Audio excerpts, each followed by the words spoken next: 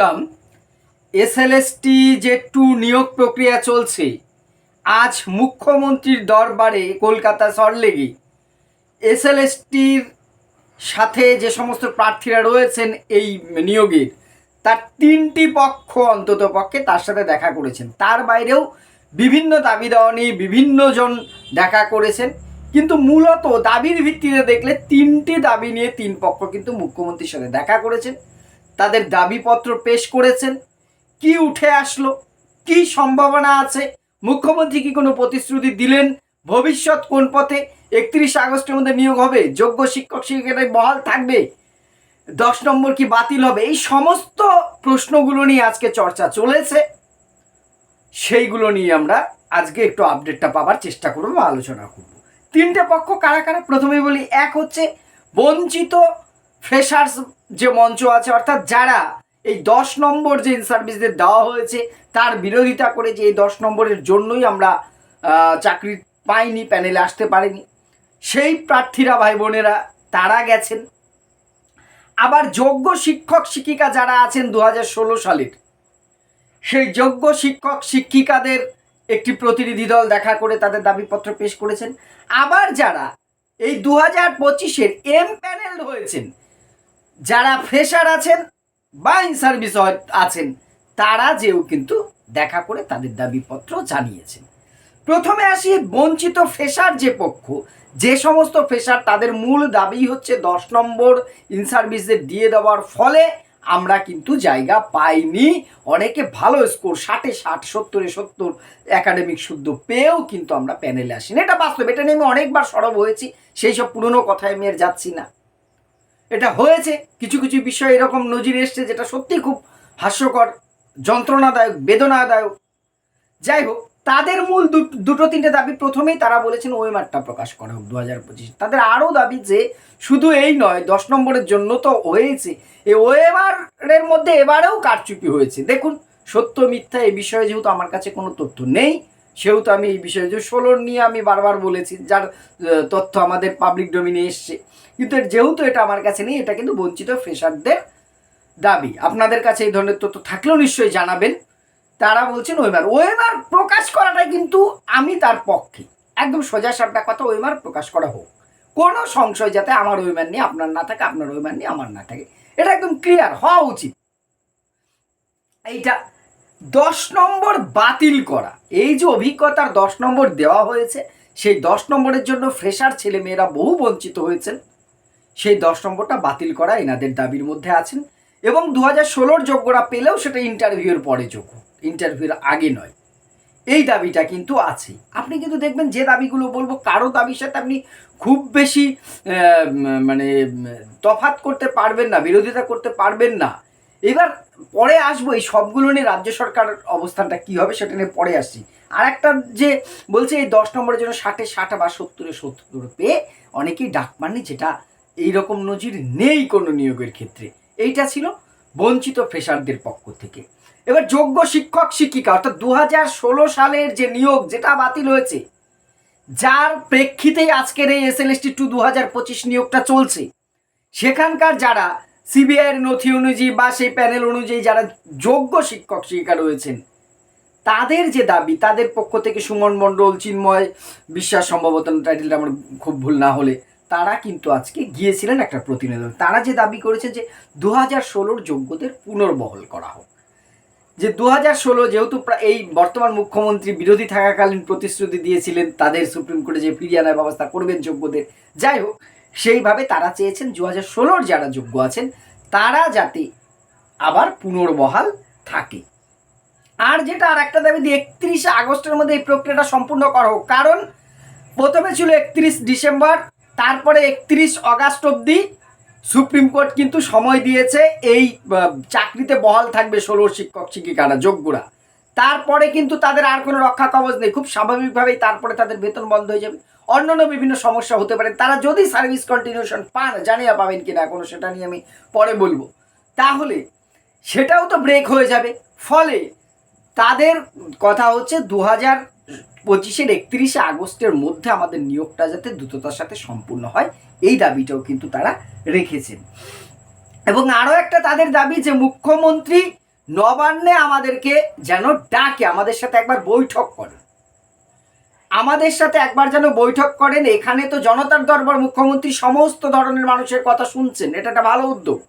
সেটা তিনি বলেছেন যে আমাদের জন্য নবান্নে ডাকেন, আমাদের কথাগুলো আরো বিস্তারিত শুনেন, বোঝেন, তাহলে হয়তো একটা সুরাহা বেরিয়ে আসবে।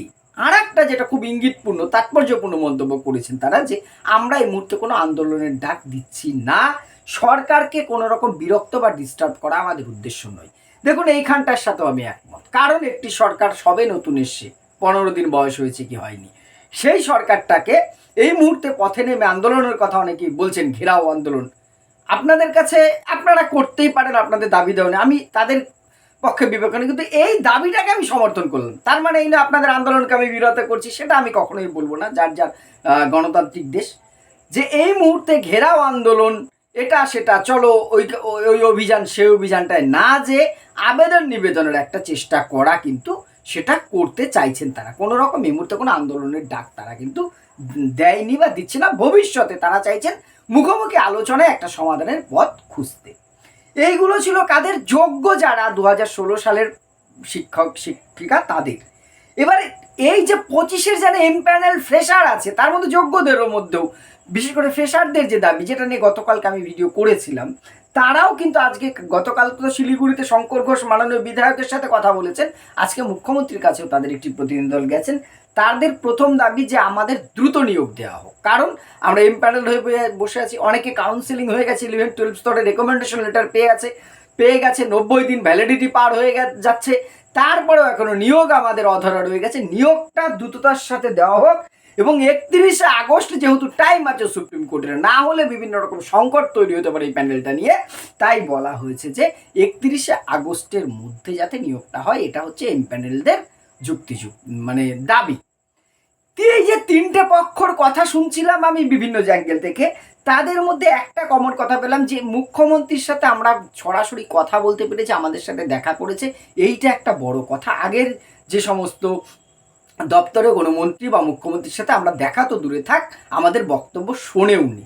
দেখুন, রাজনীতির ঊর্ধ্বে উঠে বলছি, রাজনীতির বাইরে যেয়ে বলছি, এটা কিন্তু অস্বীকার করা নেই। আমরা আমাদের রাজ্যে অন্তত মুখ্যমন্ত্রী দরবার করছেন, অন্যান্য রাজ্যে শুনলে বা দেখলে দেখিনি। ভবিষ্যৎ কী হবে এই সরকারের জানি না, ত্রুটি বিচ্যুতি দেখলে আমি অন্তত সমালোচনা করব। যাই হোক, গতকালকে একজন বলেছেন আপনার চাকরি থাকবে তো, যাই হোক, তবুও একজন শিক্ষক হিসেবে দায়িত্বের মধ্যে পড়ে, এটা চোখ বুজে থাকা যায় না। কিন্তু এখনো পর্যন্ত এই ইঙ্গিতটা অন্তত আমার ভালো লেগেছে, এই যে বঞ্চিতদের কথা শুনেছেন, এটাই তো একটা গণতন্ত্রের দিক হওয়া উচিত, তাদের বক্তব্য শুনতে তো আপত্তি নেই। যাই হোক, এইবারে কি হতে পারে দেখুন, আজ কিন্তু মুখ্যমন্ত্রীর তরফ থেকে শুধু তাদের দাবিগুলো শুনেছে, বিভিন্ন মিডিয়াতে বিভিন্ন রকম কথা ছড়িয়ে পড়ছে, সোশ্যাল মিডিয়াতে আমাকে বেশ কয়েকজন স্ক্রিনশটটা পাঠিয়েছেন, কিন্তু দেখছি হোয়াটসঅ্যাপ চ্যাটিং এর স্ক্রিনশট, এই নাকি বলেছে মুখ্যমন্ত্রী। দেখুন, মুখ্যমন্ত্রী কোনো প্রতিশ্রুতি সরাসরি দেখবো আশ্বাস এইটুকুই, কিন্তু কোনো নির্দিষ্ট প্রতিশ্রুতি হ্যাঁ আমি এটা করব এটা হয়েছে, তিনি ব্যাপারটা বুঝবেন আধিকারিকদের সাথে, উনি কিন্তু আলটপকা মন্তব্য করে দেবেন সেই রকম নন।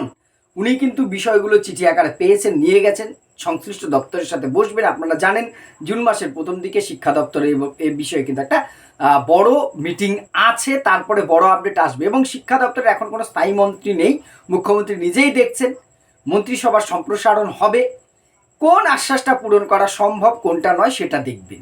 এবার বহু দাবি দেওয়ার সাথে কিন্তু আমি নিজে একমত। প্রথমত 31 আগস্টের মধ্যে নিয়োগটা হোক, আমি খুব চাই, কারণ এই ছেলে মেয়েগুলো, শিক্ষক শিক্ষিকারা, তারা যেভাবে ঝুলে আছেন, এটা সহ্য করা যায় না। দেখুন, ওই আকচাকচি করে তো শুধু লাভ নেই, আলটিমেটলি নিয়োগ তো দিতে হবে যারা পাওয়ার, না হলে তো নতুন রাস্তা খুলবে না। পরবর্তী নিয়োগের জন্য আমাদের ছেলেমেয়েরা আবার বসে থাকবে নাকি নাকি এই নিয়ে আবার 10 বছর আমরা ঝুলবো? খুব স্বাভাবিক, নিয়োগটা হোক, অবশ্যই মেধার সাথে যাতে কম্প্রোমাইজ না হয়, আমি বারবার এটা বলছি। এবার 10 নম্বর অভিজ্ঞতা নম্বর যারা বলছেন, দেখুন ওটা ইয়ের অধীন, বিচারাধীন। আমি আমার অবস্থান স্পষ্ট করেছি, 16 সালের যোগ্য শিক্ষক শিক্ষিকারা চোর চিটিংবাজ নয়, তারা যাতে 10 নম্বর শুধু পাক, বাকি অন্য সালের টিচারদের 10 নম্বর যদি বাদ যায় আমার কোনো আপত্তি নেই। আমি মনে করি সেটা হওয়াটাই বাঞ্ছনীয়। বাদ যে যদি সেক্ষেত্রে, তাহলে কিন্তু ফ্রেশারদের চাকুরি আরও বাড়বে, সেইটা হতে পারে। সবচেয়ে ভালো হতো 16 প্যানেলটা আর 25 প্যানেলটা আলাদা হলে আরও বেশি সুবিধা হতো, যেটা আমি আগে অনেকবার বলেছি। সেটা নিয়ে ব্যাখ্যায় বিস্তারিত আর যাচ্ছি না, তাহলে আরও বেশি সুবিধা হতো। এইবার সব কিছু কিন্তু সময়ের গর্ভে রয়েছে।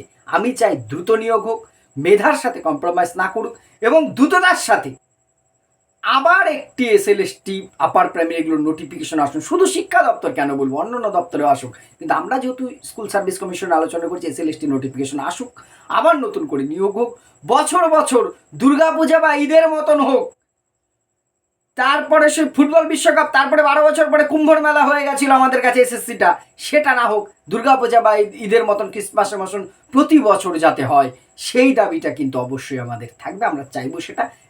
সরকার এখন কি পদক্ষেপ নেয় সেদিকে আমরা তাকিয়ে, তবে আবারও এটা বলছি, আমি আমার ব্যক্তিগত জায়গার থেকেই বলছি কথাটা, প্যানেল বাতিল হওয়ার কোনো সম্ভাবনা নেই। রিপ্যানেল হবে কিনা সেটা নিয়ে সংশয় আছে, জানি না, সেটা সরকার কি সিদ্ধান্ত নেবে, কিন্তু প্যানেল নিয়োগ বাতিল হয়ে যাচ্ছে আজ নয় কাল, এই ধরনের কথা আমি অন্তত বলতে আজ পর্যন্ত রাজি নই। বাকিটা ভবিষ্যৎ বলবে। আপনাদের মতামত, আমার ভুল ত্রুটি অবশ্যই কমেন্ট বক্সে জানাবেন। ধন্যবাদ।